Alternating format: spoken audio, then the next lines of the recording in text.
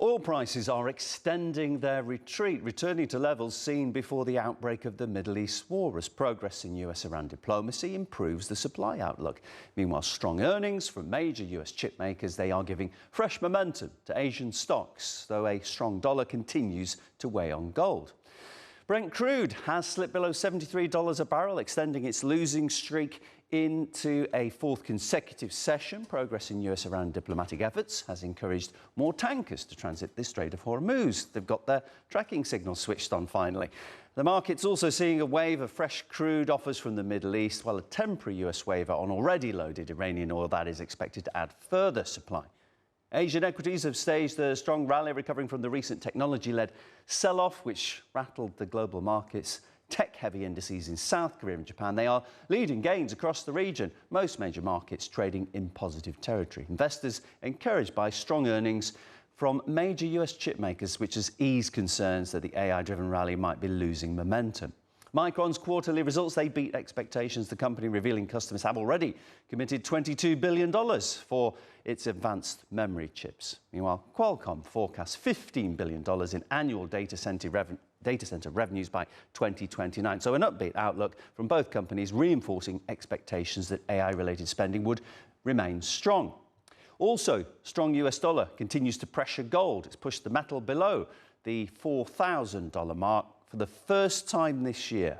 Gold had already been retreating from record highs in recent weeks, but losses accelerated after hawkish remarks coming from the US Federal Reserve Chair Kevin Warsh. Speaking at his first policy meeting, Warsh fueled expectations of higher interest rates.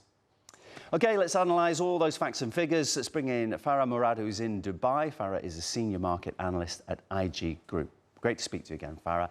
As I mentioned there, international oil prices sliding. There's a bit of a glut of supply, especially from Iran, below $73 a barrel. When will we actually see this at the gas pump and in terms of domestic energy bills? Thank you for having me. And well, it depends. For example, at the pump, we might see it faster than utility bills. Inventories are faster to get refilled. So I would assume a week to 2 weeks, maybe a little bit more, we can see it affecting, prices at the pump. Now, utility bills might take a little bit longer. A bit on a midterm. We would say 3 to maybe 5 months, especially that utility companies, whenever they purchase natural gas or oil, they usually do that for like longer contracts.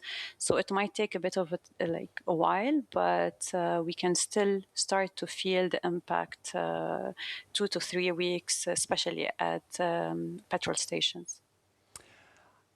Asian markets have surged in terms of the numbers being reported from Micron, Qualcomm. There's a phrase, one swallow, or in this case, 2 swallows, do not make a summer. Where's the reality here? Do you think that the global AI rally is legitimate, or are these misleading? I mean, the valuation still remains the core question of markets. And I think we need to maybe differentiate between earnings coming from hard tech and software companies. Hardware companies, they're showing clear profits. Now, software is a bit more of future promises.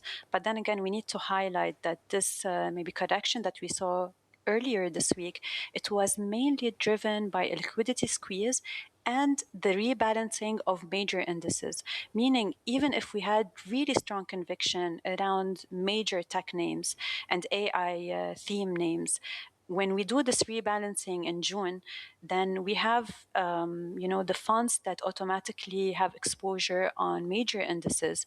They would rebalance according to what's being trimmed. And usually what is trimmed is those big tech companies that maybe had great profits throughout the year.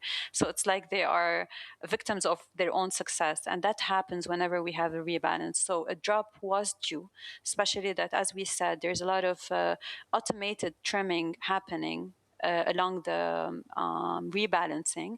And one good news, one great earnings brought cash back into these big names. So I think their conviction is still there, but we need to also make this clear differentiation between hardware companies and software companies. You used the phrase there, a drop was due, which reminds me of gold. So, I mean, it hit all-time highs, but now potentially the Iran war coming to an end, so gold's safe haven element maybe not as necessary. Also, you've got the new Fed chair suggesting interest rates might go up, which will upset Donald Trump, no doubt. But do you think that actually that is what we're going to see, a correction from these all-time highs? I mean, yeah, definitely. There's a lot of, pressuring factors, as you said, whether it's diverting away from gold as a safe haven and then a stronger dollar.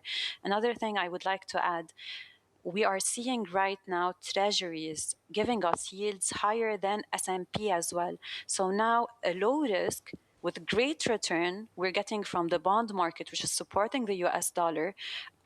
It's definitely a very competitive market right now compared to the stock market and to gold, the non-yield assets. So definitely this is the main concern I would have on gold right now. I'm seeing a bit of a purchase coming from central banks, which might give us support for midterm and long term. But right now, it seems that the bond market give us great returns, and at the same time, it's a lower risk market. So we either need to see prices dropping to be more competitive, or we need bigger purchase from central banks and big players in the market. Bonds threatening gold. Appreciate the analysis, Farah. Farah Mourad, Senior Market Analyst at IG Group. Thank you for having me.